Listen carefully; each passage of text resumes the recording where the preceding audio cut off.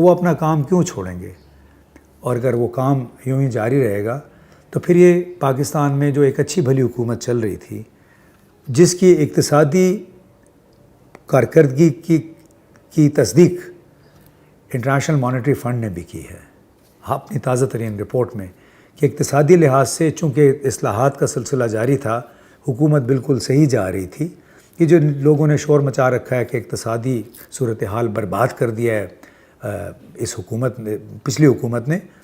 تو جو سوال یہ ہے کہ اگر برباد ہوتا تو صرف ایک بینک یعنی حبیب بینک کا صرف ایک سہ ماہی کا صرف منافع 14 ارب روپے نہ ہوتا۔ اگر بربادی ہوئی ہوتی تو پاکستان کی برآمدات گزشتہ ادوار کے 23-24 ارب ڈالر سے 31 ارب ڈالر پہ نہ پہنچتی۔ اگر اقتصادی بربادی ہوئی ہوتی تو پاکستان کے فیڈرل بورڈ آف ریونیو کی آمدنی 34% نہ بڑھی ہوتی۔ یہ سارے اعداد و شمار ہیں جن کی بنیاد پہ ہمارے مذاکرات ہو رہے ہیں یا مذاکرات ہو چکے ہیں انٹرنیشنل مانیٹری فنڈ کے ساتھ۔ انہوں نے اب ہاتھ کھولا رکھا ہے، یہ بھی کہا ہے کہ ہم آپ کو قرضہ بھی مزید دیں گے، جو پہلے 6 ارب کی بات تھی اب 8 ارب دیں گے۔ ظاہر ہے پاکستان، ان کا کام ہے قرض دینا، اور پاکستان جیسے ملکوں کی قرض کی ضرورت ہے تاکہ ان کو قرض کے نیچے دباتے چلے جائیں، یہ قرض لیتے چلے جائیں، اور ہمارے ہاں پھر ہمارے بارے میں نہ کوئی منفی بات کریں گے، نہ ہی ہمارے سامنے سر اٹھا کے یہ چل سکیں گے۔ اب اسی سے جڑی ایک اور بات ہے کہ اگر عمران خان جب گئے بطور وزیر اعظم روس، 23-24 فروری کا ان کا دورہ تھا، وہاں پہ انہوں نے روس سے 30% سستا تیل اور گیس اور وہاں سے گندم درآمد کرنے کی بات چیت کی۔ اب تصور کریں کہ ہمارا ہر مہینے کا پاکستان کا جو پیٹرول اور گیس کا امپورٹ بل ہے کم از کم 1 ارب ڈالر ہے ہر مہینے کا، اور اگر ہم یہی گیس اور تیل اگر روس سے منگوا لیں اور 30% ہمیں سستی ملے تو تصور کریں کہ ہمیں کم از کم $300 ملین جو ہیں وہ بچ جائیں گے۔ اب سوال یہ ہے، یہ سوال بھی لوگ اٹھا رہے ہیں کہ عمران خان نے تو جا کے یہ بات چیت کر لی، اس پہ بڑے لوگوں نے ناراضی کا بھی اظہار کیا۔ پاکستان کے عوام کو جو نقصان ہوا ہے،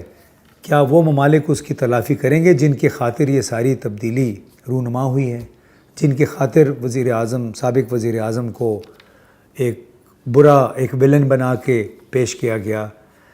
بھارت نے تو 16 ملین بیرل تیل روس سے خریدنے کا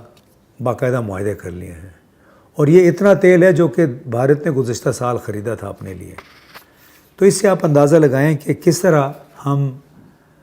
پاکستان کے عوام کو محروم کیا جا رہا ہے۔ ایک بلاک کی خوشنودی کے لیے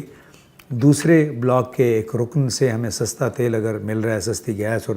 گندم مل رہی ہے تو ہم کیوں نہ لیں؟ کیا وہ تمام لوگ جو رجیم چینج یعنی حکومت کی تبدیلی میں اور دوسری حکومت یہاں پہ ایک لحاظ سے مسلط کرنے میں ملوث تھے، کیا وہ اس کا جواب دیں گے کہ جو پاکستان کو طویل المعاد نقصان ہو رہا ہے اس تمام صورتحال کی وجہ سے، اس کی تلافی کیسے ہوگی؟ پاکستان کی بدنامی الگ ہوئی، پاکستان کا سرمایہ تیل کی درآمد پہ، گیس کی درآمد پہ بہت زیادہ خرچ ہو رہا ہے، اور اب سوال یہ بھی لوگ اٹھا رہے ہیں کہ ایبسولوٹلی ناٹ کہنے والا وزیر اعظم تو چلا گیا، تو کیا اب امریکہ کو فضائی اڈے، فوجی اڈے بھی مل جائیں گے؟ کیا امریکہ کا ایک مطالبہ تھا کہ انہیں پاکستان کی فضائی حدود کے اوپر سے پرواز کی اجازت دی جائے تاکہ وہ افغانستان میں دہشت گردی کے خلاف اپنا مشن جاری رکھ سکیں؟ تو کیا اس کا یہ بھی مطلب لے لیں کہ اب پاکستان کے فضائی حدود استعمال کرتے ہوئے امریکی طیارے یہاں سے جائیں گے؟ کیا نئے حالات میں اب بھارت کے ساتھ بھی ہمارے تعلقات بہتر ہو جائیں گے؟ کیونکہ سننے میں آ رہا ہے کہ بھارتی حکومت کو، بھارتی ٹرکوں کو اب پاکستان کے ذریعے براستہ زمینی راستے سے افغانستان اور وسطی ایشیا تک رسائی شاید مل جائے۔ پیغامات تو اچھے آج آ رہے ہیں، شہباز شریف اور نریندر مودی کے درمیان خیر سگالی کے اچھے جذبات دیکھنے میں آ رہے ہیں، تو کیا یہ تمام تر صورتحال بہت سارے سوالات کے جوابات کا تقاضا نہیں کرتی؟ اس پہ کسی کو ناراض نہیں ہونا چاہیے. آپ کسی کی زبان بندی نہیں کر سکتے ہیں. جب ایک ایکشن ہوتا ہے تو اس کا رد عمل بھی آتا ہے. رد عمل سوالات کی صورت میں آتا ہے. سوالات کا پھر مقصد ہوتا ہے اس کے جواب چاہیے. لہٰذا پاکستان کی مسلح افواج کے حوالے سے بھی جتنی بات چیت ہو رہی ہے، اس کو ایک مثبت انداز میں آگے بڑھانا چاہیے، صفائی پیش کرنی چاہیے، تاکہ وہ ادارہ جو پاکستان کے دفاع میں، زمینی دفاع میں، فضائی دفاع میں ایک ریڑھ کی ہڈی کی حیثیت رکھتا ہے، اس پہ ایسپرشنز نہ آئیں،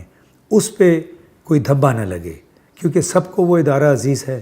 لیکن اس ادارے کے اگر چند لوگوں نے کچھ ایسی منصوبہ بندی کی جس کی وجہ سے یہ حالات پیدا ہوئے،